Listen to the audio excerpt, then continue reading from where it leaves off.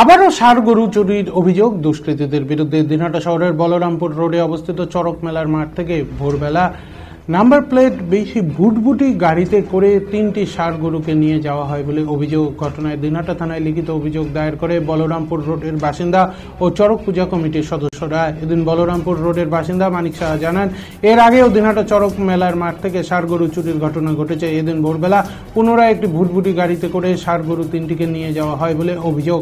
ঘটনায় গরু 3টিকে উদ্ধারের পাশাপাশি দোষীদের উপযুক্ত শাস্তির দাবিতে দিনহাটা মহকুমা থানার দ্বারস্থ হন এলাকাবাসী।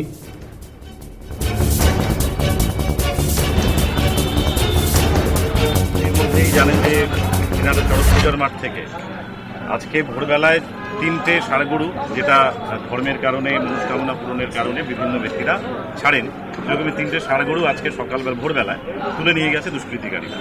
তো এই উদ্দেশ্যে আমরা 5 নম্বর, 10 নম্বর এবং দিনহাটা সুধী মানুষ, সুধীজন যারা রয়েছেন এবং চড়ক পূজার মাঠ পূজা কমিটি এবং বিদ্রোহী ক্লাবের সদস্যরা প্রত্যেকে এসে এখানে আমরা আইসি সাহেবের সঙ্গে কথা বললাম। আমরা পিটিশন দিলাম যে এই ব্যাপারটায় যেন যত তাড়াতাড়ি সম্ভব এর ব্যবস্থা গ্রহণ করা এবং যে ষাঁড়গুলিকে চুরি করা হয়েছে সেইগুলোকে যাতে আবার ফিরিয়ে নিয়ে আসা যায় তার ব্যবস্থা গ্রহণ করা। যাক, আমাদের আইসি সাহেব আমাদের আশ্বাস দিলেন এবং তিনি যথারীতি তার কাজ শুরু করেছেন।